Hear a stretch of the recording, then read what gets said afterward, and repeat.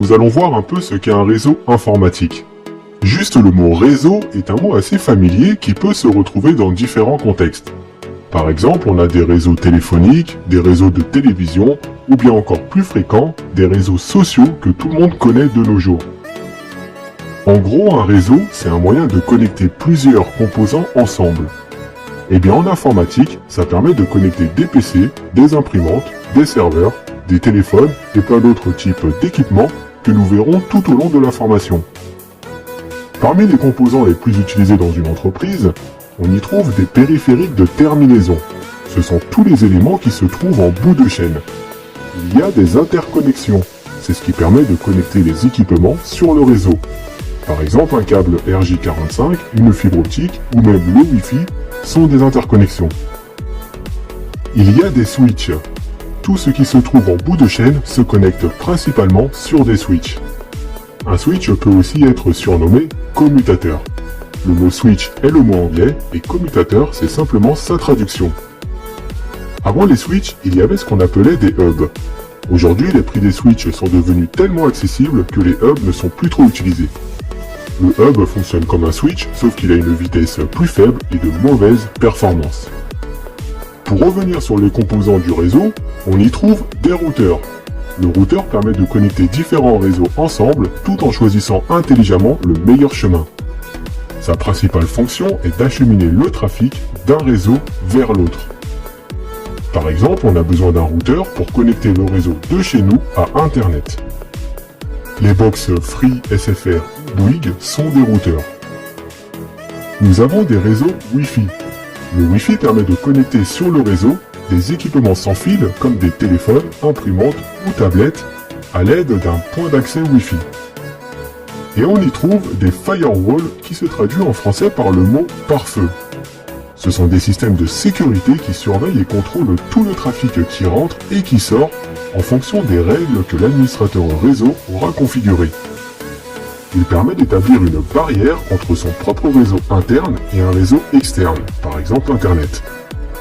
D'ailleurs, la box Internet que la plupart des gens ont chez eux regroupe 3 composants dans le même boîtier. Elle fonctionne comme un switch, car on peut connecter des PC sur ces ports réseau qui sont situés à l'arrière. Elle agit aussi comme un point d'accès Wi-Fi, car on peut y connecter nos téléphones et tablettes. Et enfin, elle se comporte comme un routeur en connectant tout le réseau local à Internet. Nous allons maintenant parler des caractéristiques d'un réseau. Lorsque l'on achète un PC, l'une des choses que l'on regarde en premier, c'est la fiche technique. Et bien comme pour les PC, les composants techniques d'un réseau permettent de décrire ses performances et sa structure. Connaître chacune des caractéristiques d'un réseau permet de mieux comprendre comment le réseau est conçu et quel type de performance on en attend. Parmi ces composants à analyser, il y a la topologie.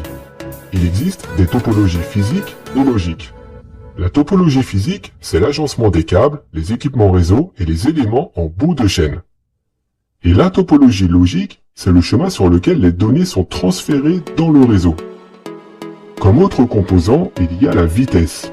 C'est la mesure du débit qui est en bits par seconde pour les liens sur le réseau. Ça peut être 100 mégas, 1 giga ou 10 gigabits Ethernet. Nous avons le coût. C'est ce qui indique la dépense générale pour l'achat des composants, l'installation et la maintenance du réseau. On a la sécurité, qui indique la façon dont le réseau est protégé. Alors aujourd'hui, la sécurité est très importante, car les techniques et les pratiques évoluent constamment et très rapidement. Un administrateur doit revoir la sécurité à chaque fois qu'il modifie la topologie du réseau. On a la disponibilité. Pour les réseaux qui tournent 24 heures sur 24 et 7 jours sur 7 toute l'année, la disponibilité est calculée en divisant le temps qu'il est disponible par le temps total d'une année, puis en multipliant par 100 pour obtenir un pourcentage. Par exemple, 525 600 correspond au nombre de minutes totales d'une année. Si le réseau est indisponible pendant 15 minutes sur une année, alors sa disponibilité sera de 99,9971%.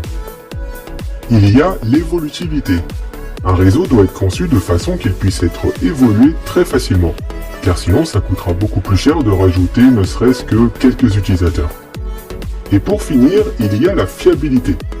Les composants du réseau doivent être fiables pour réduire le risque de panne.